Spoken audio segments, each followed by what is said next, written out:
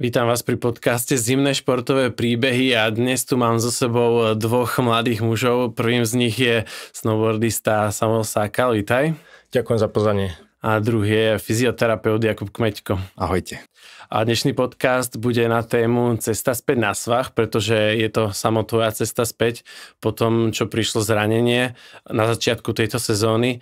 Tak nám povedzte najskôr, ešte predtým, ak sa k tomu dostaneme, trošku viac o sebe. Možno začni ty samo, že aký typ si snowboardistu, respektíve akým disciplínám sa venuješ a ako si sa k tomu celému dostal. Tak ja snowboardujem od malička, privedol ma k tomu starý otec a vlastne celá naša rodina snowboarduje. Tým pádom si vybrať snowboarding ako disciplínu a ako profesionálny šport prišlo v podstate samo. Ja som dovtedy hrával hokej, ale to vďaka zraneniu kolena druhého, tak som musel skončiť, takže ostal som pri snowboard crosse. A viem, že to znie možno, že hokej áno, aj snowboarding áno na tie kolena, ale je to trošku iný pohyb, takže to bolo v podstate lepšie. No. OK, k tým zraneniam sa určite ešte dostaneme, ale povedz vlastne aj ty, Jakub, za seba, aké je tvoje pozadie a ako si možno začal spolupracovať so Samom. Ja teda v tom snowboardingu som sa ocitol úplne náhodou ako lyžiar, takže som sa potreboval naučiť snowboardovať, lebo tie výjazdy boli náročné. Vieš, keď lyžiar chodí so snowboardistami, určite diváci pochopia, poslucháči.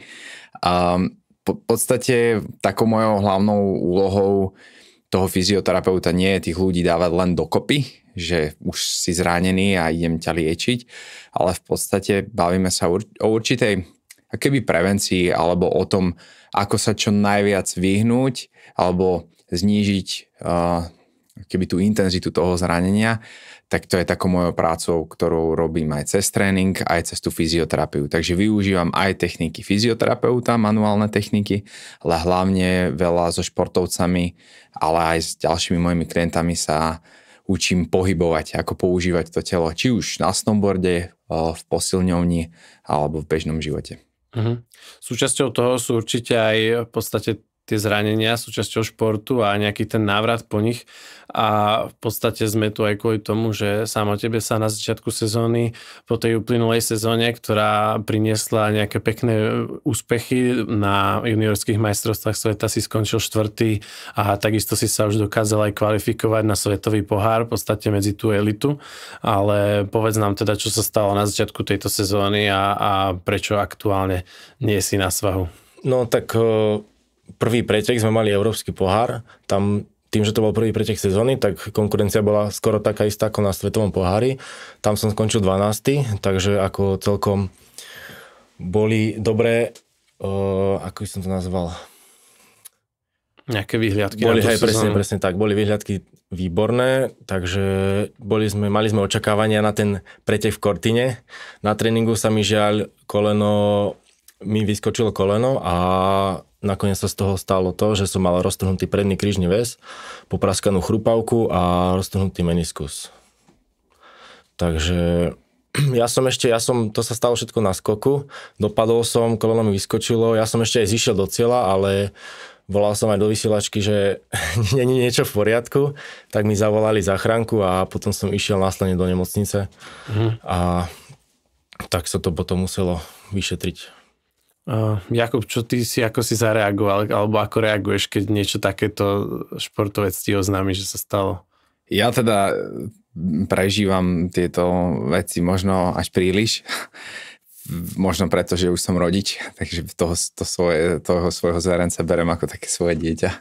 Takže mňa to vždycky ako mrzí, ale konkrétne v tomto samovom prípade ja som tomu moc nechcel akože v prvom momente veriť, pretože ho poznám, viem, že je veľmi akože dobre vybavený fyzicky a tým, že nespadol, v podstate on to ustal na tej doske, tak bolo to také ako nelogické, že nedával som tomu nejakú veľkú mieru, tomu prvotnému zraneniu, ktoré si sám on ako keby identifikoval, že mi vyskočilo koleno. Ja som si myslel, že mu koleno nevyskočilo, no len potom, jak som zišiel za ním do toho cieľa, tak už som videl jeho výraz v tvári a to vám veľakrát povie, to je prvá diagnostika, keď vidíte toho svojho zverenca a jeho výraz tvári, tak viete, že niečo nie je v poriadku, takže ja som vedel v ten moment, že to koleno nie je v poriadku. Takže ja to prežívam veľmi emotívne aj v minulosti, keď som ešte robil so Šárkou Pančochovou, čo robí freestyle snowboarding, tak jej pády boli pomerne náročné, takže som vždycky to prežívam a je to pre mňa veľmi vyčerpávajúce obdobie, a pretože ja potrebujem byť pozitívny v ten moment a neprepadať panike a uistiť toho športovca, že bude všetko v poriadku a hlavne na tom kopci, že mu zabezpečíme starostlivosť takú, akú potrebuje. Takže nie sú to úplne pekné spomienky, ale zase sú to intenzívne spomienky a myslím, že aj utužujú tie vzťahy s tými športovcami, klientami. A ako si to ešte možno vnímal ty sám, lebo bolo to na začiatku sezóny, ktorá v podstate už tam ide aj o nejakú kvalifikáciu na olympijské hry, aj v podstate univerziáda bola pred tebou. Tak ponadával som si čosi, ale stále som sa snažil byť pozitívny. Dobre, som ešte mladý, tak nech sa mi to hlavne dobre zrastie, zregeneruje a sezónu mám v podstate ešte pred sebou, takže nemyslím, že to je nejaká veľká prekážka. Áno, zamrzí to, že bola aj tá kvalifikácia túto sezónu, ale je ešte istá šanca sa tam stále dostať, takže ja som stále pozitívny a to ma vtedy vlastne aj udržalo. Keď som spadol, tak všetci boli ako takí pesimistickí, ale ja som bol rád, že OK, nič sa mi vážnejšie nestalo, žijem, som tu a ideme ďalej. Čo boli nejaké tie prvé kroky, ktoré možno ste aj že spolu robili, nejaká diagnostika, alebo čo nasledovalo po tom zranení? No ja som mal začiatkom januára operáciu a musel som najprv 2 týždne ležať, ale mal som takú motodlahu, ktorá mi pasívne hýbala s kolenom a mal som aj Compex na stimuláciu svalov. Takže toto boli také prvotné fázy a následne už sme postupne začali testovať tú nohu, ako je v porovnaní s tou zdravou, silovo, v nejakom predkope, na hamstring, zakopávanie a podobne. A takto vlastne aj postupujeme ďalej, že to porovnávame a bol som aj akurát minulý týždeň na kontrole, tak mi povedal, že super, takže máme takto pokračovať, ako pokračujeme aj teraz, takže som rád, že ten priebeh ide v podstate pozitívne. Čo všetko možno, že je dôležité, alebo aby ten športovec nejaké postupné kroky začal robiť, keď už je to zranenie také, že treba tú operáciu?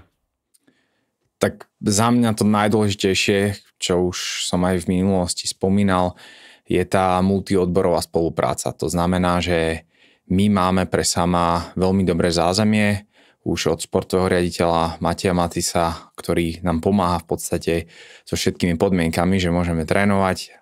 Máme okolo seba lekárov, trénerov, fyzioterapeutov, ktorí aj v rámci zväzu sú nám poskytovaní, vedia nám pomôcť aj v sobotu, aj v nedeľu, čo je ako veľký benefit. Takže toto by som vyzdvihol, že je najdôležitejšie mať okolo seba tým ľudí. Ja osobne aj sama riešim s ďalším kolegom fyzioterapeutom Palom Hartelom, ktorý robí tie spomínané testovania. Máme tiež lekára, doktora Ondreka, ktorý mne ako fyzioterapeutovi vie pomôcť, pretože ja nemôžem byť odborník a vedieť všetko. Hej. Mám určité medicínske vzdelanie, ale je limitované. Takže lekár a lekárov názor a hlavne tá lekárová ambícia porozumie tomu športovcovi, porozumie tomu nároku toho športu na to telo a tej samotnej diagnóze, ktorú ten športovec má, je veľmi dôležitá. Takže ja by som povedal, že Samo je asi prvý športovec, ktorým zažívam naozaj veľmi vysokú úroveň profesionality, či už zo strany zväzu, či už zo strany lekárov, fyzioterapeutov, takže je to v podstate radosť pracovať, aj keď je to také trochu nešťastie, že sa nám to stalo práve v takejto prvej seniorskej sezóne. Takže určite za mňa toto je najdôležitejšie. To som sa aj chcel spýtať, že v podstate už máš ty dlhoročné skúsenosti aj s viacerými športovcami a takto, že či sa celý ten proces alebo celá ten smer, akým to ide, posunulo za ten čas, ale pravdepodobne teda áno, keď hovoríš, že je to profesionálnejšie aj u nás. Určite áno. A hlavne aj tá metóda toho, ako sa operuje, ako rýchlo ten športovec vie prísť do záťaže. My sme teraz 8. týždeň po operácii a robíme ako keby drepy skoro na jednej nohe, s nejakou dopomocou, ale my už to koleno v podstate zaťažujeme pomerne intenzívne. Máme zelenú od lekára, máme zelenú od operatéra samotného, ktorý povedal, že to koleno môžeme zaťažovať. Takže už tie metódy moderné sú veľmi dobré a tá komunikácia a tá celkovo taký moderný prístup v tej športovej medicíne, že nedajme len tomu športovcovi kľud, ale poďme ho rozumne postupne zaťažovať. To treba povedať, aby aj poslucháči a diváci teraz si nemysleli, že mi zoperujú koleno a ja na druhý deň môžem ísť na snowboard. Hej. My máme určitý proces, ktorý rešpektujeme, ale od prvého dňa, kedy sa to koleno operovalo, tak sa zaťažuje určitou formou. Hej. Takže to je za mňa to najdôležitejšie. Určite áno, ale hlavne tie prvé 4 týždne po tej operácii boli asi najdlhšie v mojom živote. Ja som taký aktívny človek, môžeme povedať. A ležať bolo pre mňa nekonečnosť. Že v podstate mentálne to je tam to najťažšie. Tak, presne. A bolesť ani nešlo, ale presne, že skôr ležať a nič nerobiť a čakať. Jasné. A čo ako keby všetko pre teba zahrňa, alebo ako do tvojho života zasiahla tá rehabilitácia? Že čo všetko to pre teba znamená? Že čo musíš absolvovať? Tak momentálne rehabilitovať je základ. Do Kubína chodím za Kubom v podstate 2-3 krát do týždňa. Aspoň sa tak snažíme. A dávam do toho momentálne všetko. Takže to je moja prvá priorita teraz. A uvidíme, ako sa to postupne bude vyvíjať. Aké sú, Jakub, možno za teba nejaké kľúčové momenty alebo body v tom návrate, ktoré by ten športovec možno nemal preskočiť alebo na ktoré dať pozor? Ja by som začal tým, že aj Usama je vidieť, že on tú prípravu už pred tým zranením mal skvelú, že my sme mali veľmi dobré rozsahy v jednotlivých kluboch, mal dostatočnú akoby štruktúrálnu rovnováhu svalovú, to znamená, že tie svaly boli posílené rovnomerne. Takže on v podstate veľmi rýchlo nabehol po tom zranení do pohybu. Takže ono sa tak hovorí, že existuje určitá svalová pamäť, čo vie aj výskum nejak ako ukázať, že to nie je pravda, ale ja verím v určitú svalovú pamäť a v to, že keď je ten športovec naozaj dobre pripravený, tak aj z toho zranenia sa pomerne rýchlo vie dostať a pomerne rýchlo vie začať. Takže prvý bod z toho zranenia je príprava predtým. Že áno, že ten šport je o tom, že nezáleží, že či to zranenie bude, ono bude. My sa tu nemôžeme hrať na to, že teda nebude zranenie. Zranenie je súčasťou toho športu, avšak práca tých jednotlivých odborníkov a hlavne aj toho trénera a fyzioterapeuta je o tom, aby sme toho športovca na to pripravili, na to obdobie, kedy bude tá rekonvalescencia. No a už keď príde tá rekonvalescencia, tak pokračovať v tom, čo je začaté, plus nebať sa aj príjmať nové názory a nové metódy.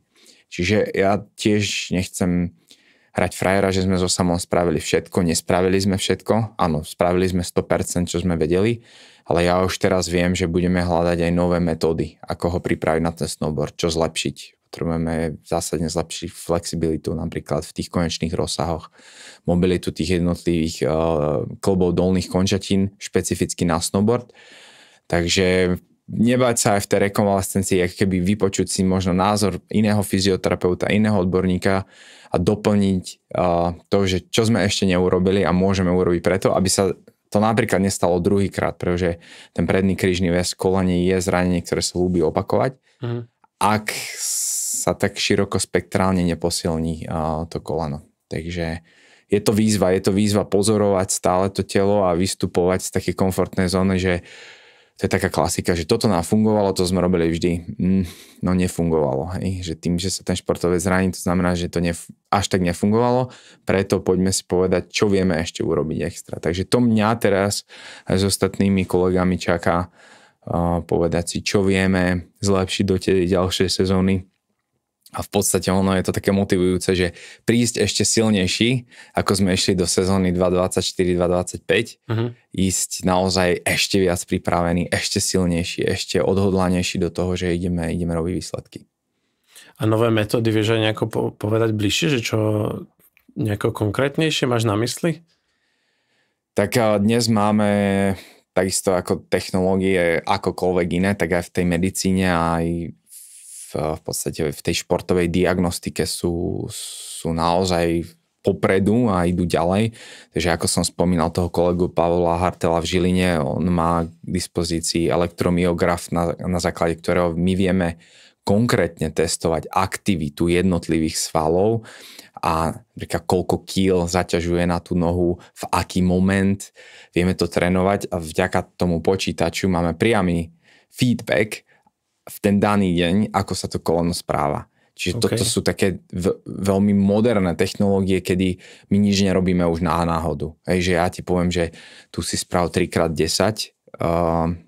Táto doba v podstate v športe skončila, lebo my už máme technológie a ja mu viem povedať, že budeme robiť 3x32 sekúnd, alebo pôjdeme 29, 32 a 36 sekúnd. Hej? A presne budeme mať feedback z toho počítača, že on dokáže teraz zaťažovať tie jednotlivé dolné končatiny tak, ako my chceme a tam už začne robiť nejakú chybu, čo môže keby preťažiť to koleno alebo naučiť nejaký zlý návyk, zlý stereotyp zaťažovania toho kolena. Čiže takto skôr v dnešnej dobe hovoríme o tom progrese a nebáť sa to príjmať, hej, že nebyť skostnateli v tom, že ale takto sa to robilo vždy, že naozaj pre mňa už je to výzva pozorovať a byť stále up to date a vidieť, že wow, že toto sa teraz vo svete robí a my na Slovensku chceme pripravovať športovcov na tejto úrovni, lebo chceme, aby sme konkurovali tým veľkým krajinám, tak potrebujeme aj v tej rehabilitácii a v tom tréningu tie metódy proste akceptovať a učiť sa ich. Jasné, super. Samo, čo hovoríš ty v podstate na tieto moderné metódy a ako to vnímaš možno, že v porovnaní s tým, že v čom si vyrastal, ako si trénoval a teraz v podstate zrazu si v takomto kolotočí a takej profesionálnej opatere, keď to tak nazvem. No tak ja som ešte mladý, takže ja keď som začínal ako na tom hokeji, tak ja som moc tú fyzičku nejako nebral do úvahy, ja som bol vždycky taký menší, taká palička. Možno to teraz nepríde, to ale nevyzerá. Hej, ale bolo to tak, takže ja som si moc za to nepotrpil. A aj tí tréneri, tým, že boli oni starší, tak presne taká komunistická časť tréningov. A aj keď som ešte pred 2 rokmi hral hokej napríklad, tak to presne, ako Arnold sme trénovali a to sme hokejisti boli. Takže nebolo to nič extra, ale teraz presne vidno, že ako Kubo povedal, tie prístroje sú tak presné, že presne vieme, čo to konkrétne koleno robí a ako sa správa a máme potom aj tú istotu a ja mám práve že tú istotu potom s tým kolenom pracovať, keďže viem, že môžem si to dovoliť a idem do toho viacej a viacej. Mal si za teba nejaké ťažšie momenty v tej rehabilitácii, okrem teda toho začiatku, čo si spomínal, že ako to bolo asi mentálne ťažké, ale možno, že v tom ďalšom priebehu? Tak je to taká, není to medlízať, sú to tréningy a vždycky ja sa tak spotím vždycky, že vidno, že som makal, aspoň dúfam teda, neviem ako Kubo si o tom myslí, čo si o tom myslí, ale ja som spokojný aj s tými tréningami, snažím sa makať na 100% a je tam istá bolesť, jasné, to bude, ale postupne to je čím ďalej tým menšie a bude dobré. Super, akože ten mindset je určite veľmi dôležitý a možno, že povedz aj, ako ty to máš že celkovo s tým mentálnym nastavením, že alebo potom môže aj Jakub povedať, že čo si on myslí, ale že či si ten typ športovca, ktorý jednoducho je mentálne silný, alebo možno, že potrebuješ aj nejakú takú podporu. Tak, čo som si už odohral, odsúťažil, takže ako je to taký zdravý stres. Hej, nie je to taký, že OK, že bojím sa, ale je to taký aktivačný stres, takže aj keď na pretekoch som, cítim aj rešpekt, takže je to všeho všudy, z každého rožku trošku a ja si myslím, že moja mentálna stránka je celkom odolná voči tomuto. Áno, padol som, ale postavím sa a idem ďalej.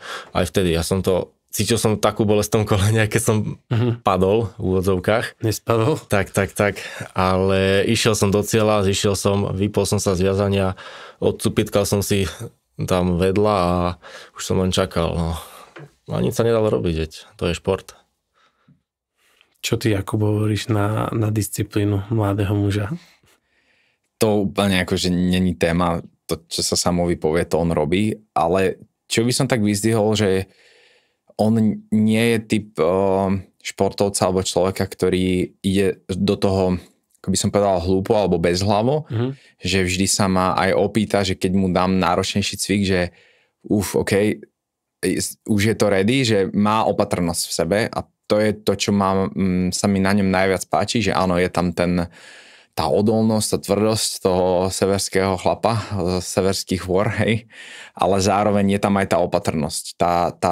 Takéto, že OK, fajn, je to výzva, máme to povolené od lekárov, zaujíma ho názor lekárov a to je veľmi dôležité, lebo aj v minulosti som sa stretol s tým, že ten športovec to uponáhľal a to nie je to dobré ani z hľadiska toho zranenia, pretože sa to vie zopakovať ďalej alebo znova a ani pre ten športový výkon, lebo veľakrát športovci to tak natlakujú, ako keby fake it until you make it, že oni možno aj psychicky ešte sa nevysporiadali s tým zranením a už hrotia tú ďalšiu prípravu a to vie veľakrát prinášať sériu ďalších zranení. Takže už sa má aj vidieť, že si naozaj dal čas zregenerovať, nastaviť, pripraviť sa na tú ďalšiu sezónu, urobiť všetky kroky tak, aké by boli strategicky dobré a boli sme pripravení na tú sezónu. A mne sa s ním potom dobre robí, lebo není tam ten tlak z jeho strany, že už musíme a už by sme mali, ale je to teda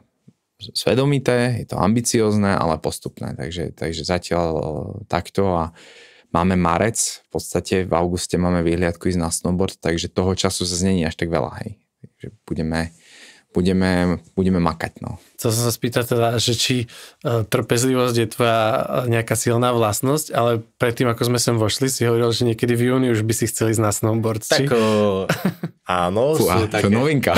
Dobre, jún. Jún, teoreticky, akože doktor to potvrdil, že keď mu pošleme výsledky, že všetko bude OK, tak áno, môžeme to skúsiť, hej.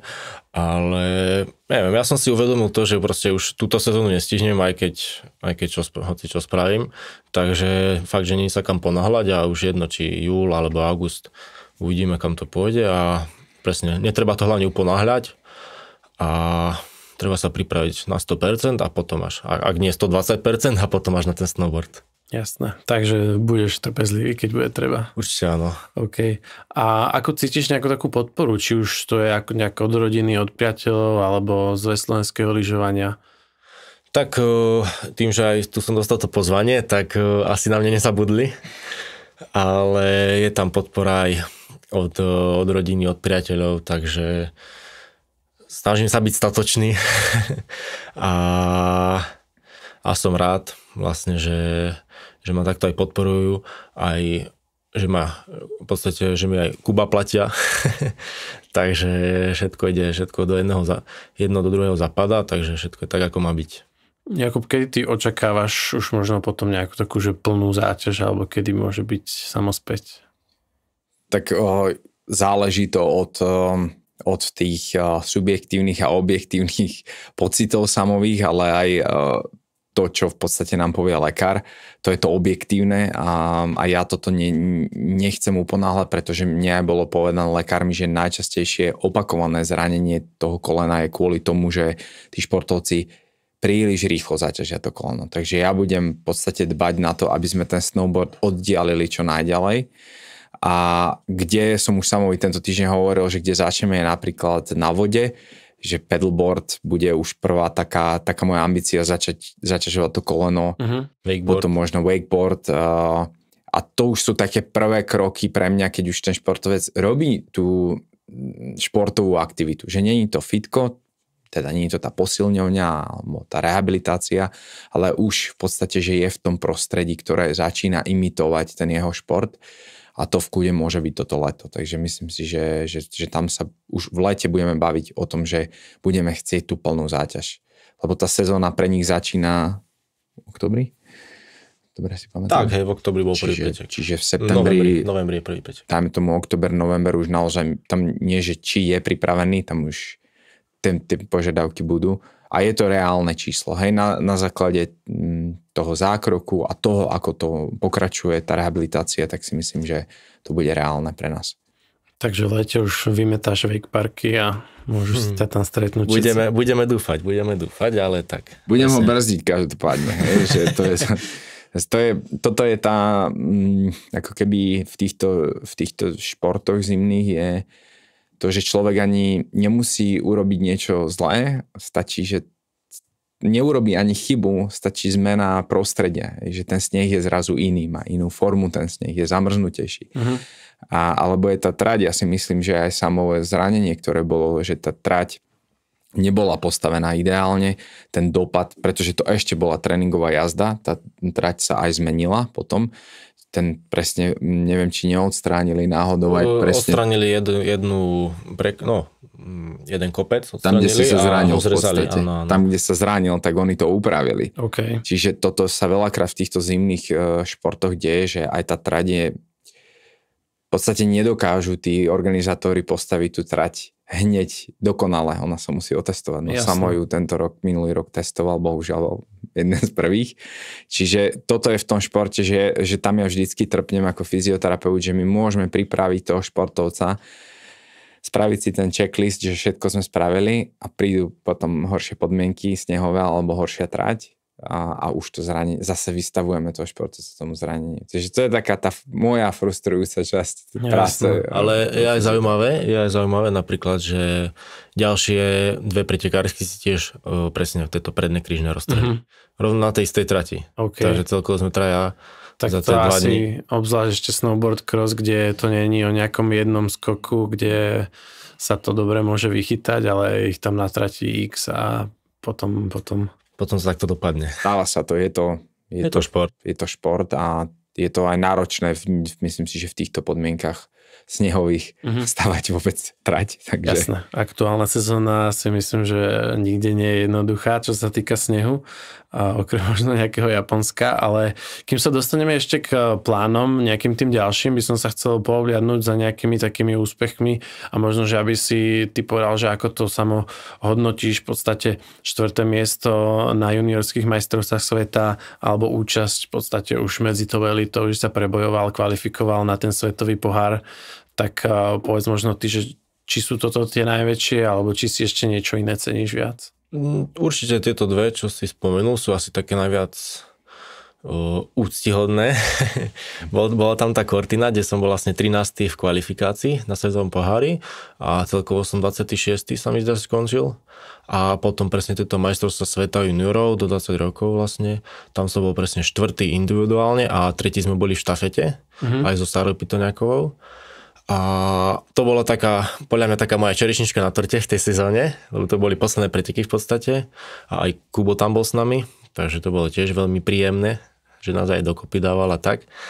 A moje predošlé majstrovstvá, všetky, čo som mal, tak mal som jedný v Rusku, tam som bol posledný, potom bolo Švajčiarsko, tam to bola tiež katastrofa, to som bol tiež sa mi zdá, že posledné podmienky tam boli hrozné, ale tak na to sa netreba vyhovárať.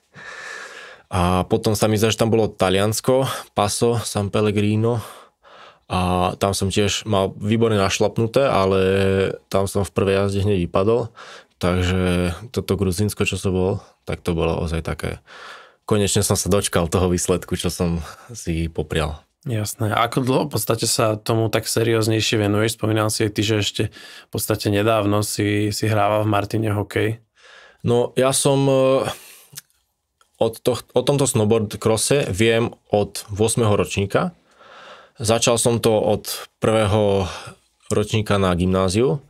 Potom nejaké 2-3 roky som sa motal pri tom snowboard crosse. Potom v 4. ročníku som sa rozhodol, že idem vyskúšať hokej, keď som videl, že ešte na to mám, takže to bolo také príjemné, že som ešte stále stíhal s tými chalami, čo som hrával aj predtým vlastne, ale tam prišlo zranenie vlastne druhého kolena, mal som meniskus roztrhnutý a to som musel skončiť. To bol december, takže som skončil, lebo keď som šiel na ľad následne, tak som to stále pociťoval, tú bolesť. Keď som bol vlastne taký intenzívnejší tréning, keď som mal na to koleno na ľade. A ešte tú sezónu vlastne, to bol marec, som šiel v tom Paso San Pellegrino, tak v štafete sme boli 6, takže to mi vlastne zaistilo pozíciu v reprezentácii, tak som povedal, že OK, tak idem sa už naplno venovať tomuto snowboard crossu a teraz som tu. Takže v podstate toto je taká druhá plná sezóna. No, plná ako plná.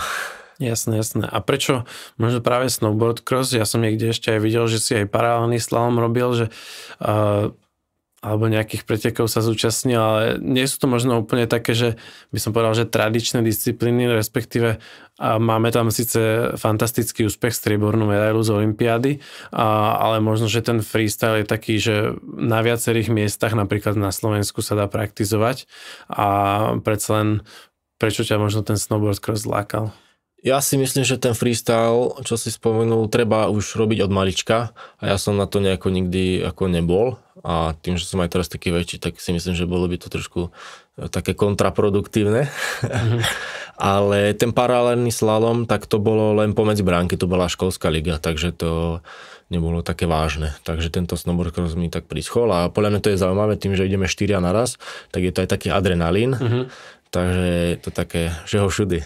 To možno pre teba osobne také súťaživejšie. Viem, že tí freestylisti často sú medzi sebou veľkí kamaráti a toto je možno, že také, nie že by ste nemuseli byť kamaráti, ale je to také, že lakte na lakte. Určite áno, ako partička sme tam dobrá. Aj tá komunita celá snowboardová, to je jedno, či freestyle alebo snowboard cross, si myslím.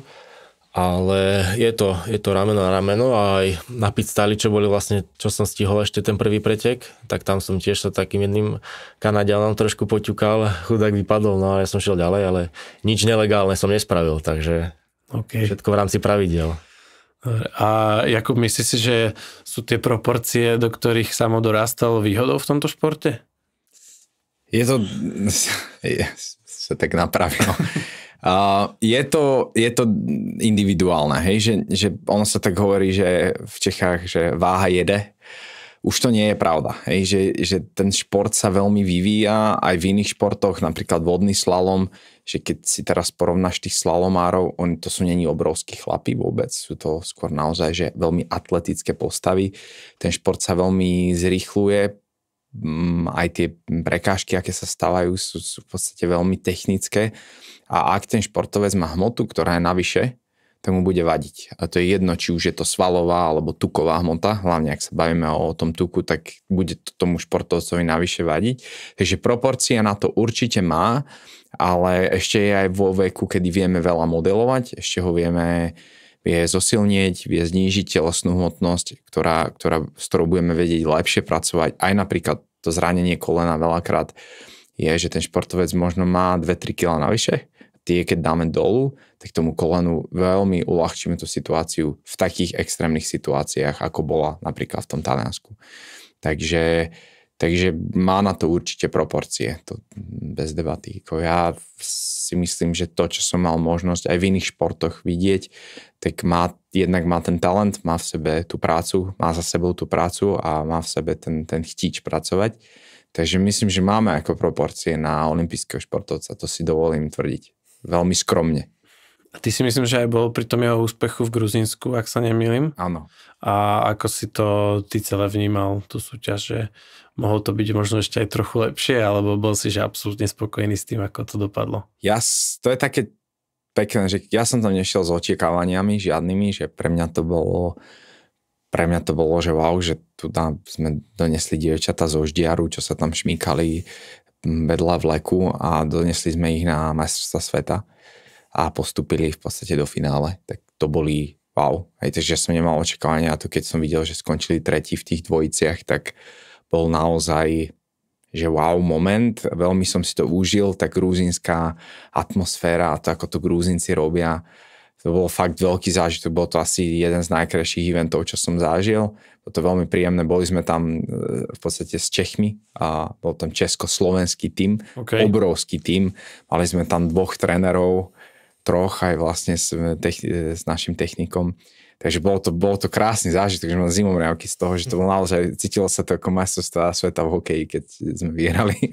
Takže bolo to naozaj príjemné a to bola pre mňa taká motivácia, že OK, že toto zažívať. Že títo, áno, jednak toto zažiť, ale že títo športovci, nechcem to povedať, že si zaslúžia, ale áno, zaslúžia si starostlivosť. Že keď ja vidím že ten športovec chce pracovať a vie potom aj tú prácu nejak zhodnotiť na tom preteku, tak pre mňa je to ambícia potom tam prísť a byť tam na tom štarte pre nich a pomáhať im a večer im dávať fyzio, keď ich niečo bolí.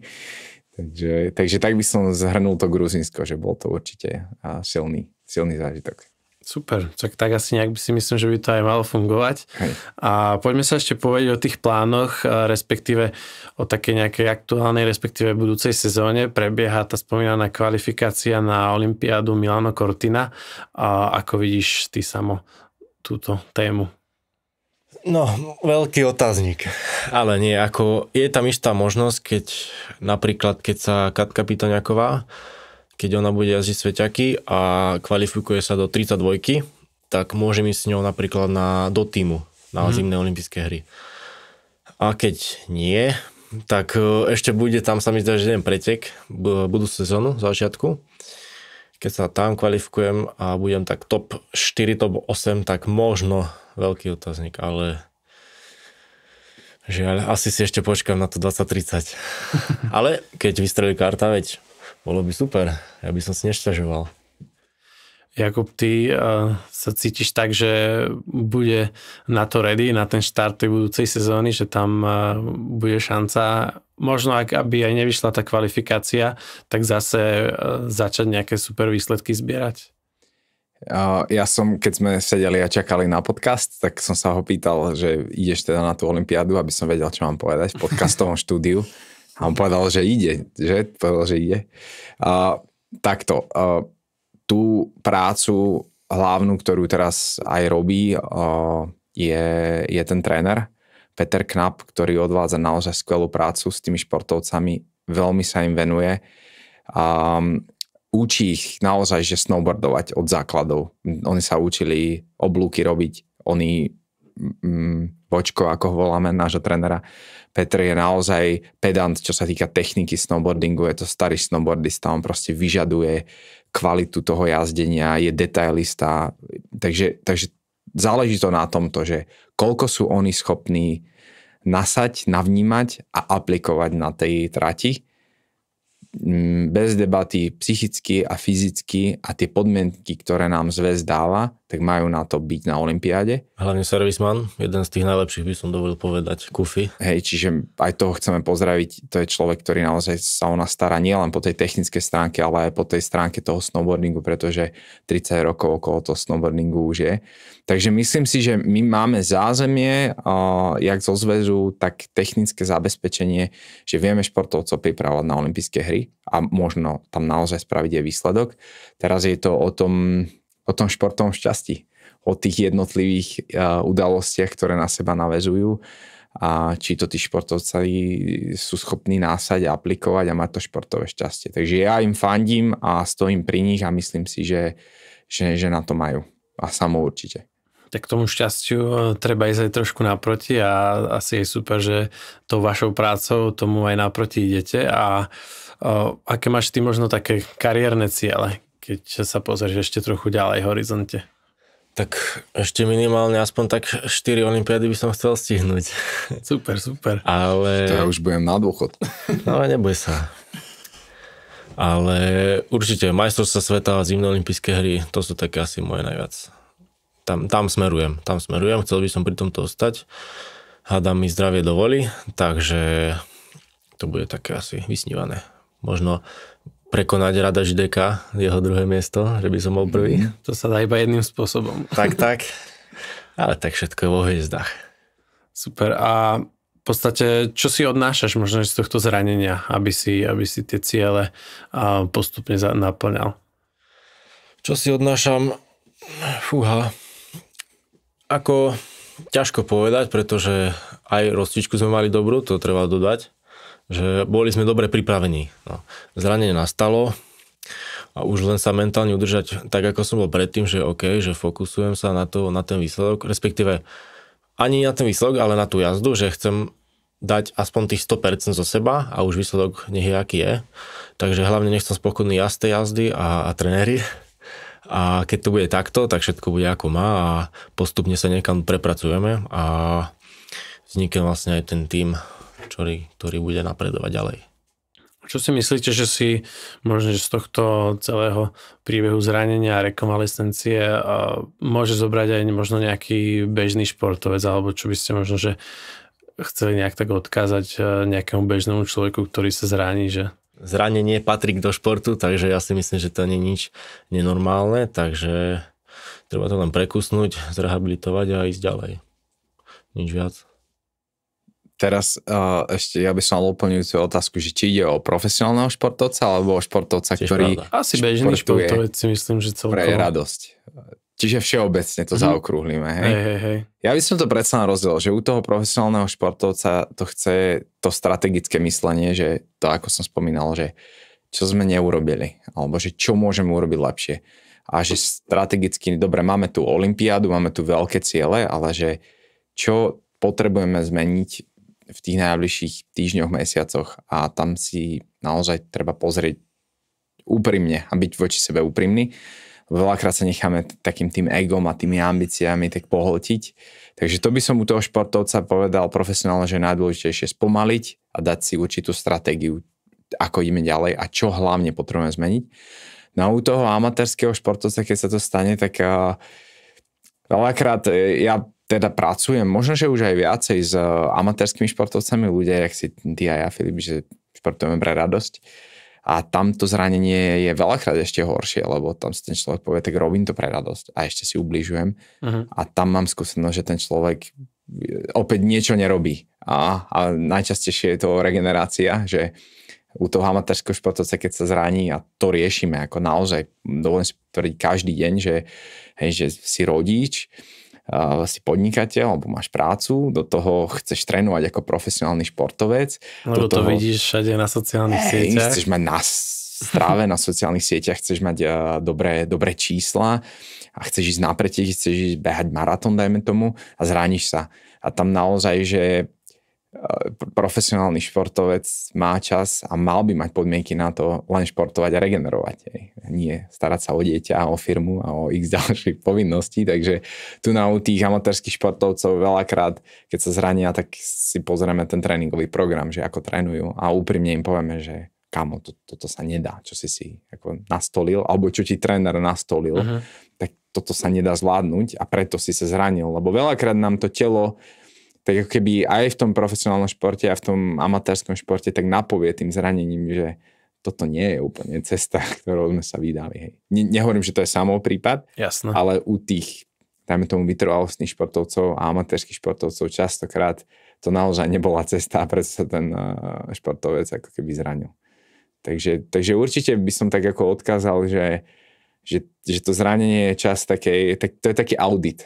To, ako žijem, ako mám zdravie, ako pristupujem k tréningu, k sebe samému, ako mám psychické nastavenie a netreba dávať hlavu do piesku alebo že končím so športovaním, idem na pivo, že treba tak ako keby spomaliť a nastaviť to lepšie. Dobre, super. Ja a nájsť dobrého fyzioterapeuta, samozrejme. Ako je Jakub Kmečko. Bomba. Ďakujem pekne, chalani, budem držať palce, aby sa to dalo dokopy a aby si zasnowboardoval čím skôr a aby ste spolu vybojovali pre Slovensko nejaké pekné úspechy a aj pre vás, ktorí nejakým zranením možno prechádzate, tak dúfam, že ste sa možno trochu inšpirovali a že vidíte, že hlavne asi ten optimizmus a dobrá práca nejaká systematická, tak dá sa z toho dostať a znovu sa vrátiť k tomu športu. Takže ďakujem, že ste sledovali podcast Zväzu slovenského lyžovania. Našimi hostiami dnes bol Samuel Sakal a Jakub Kmeďko. Ďakujeme. Ďakujeme.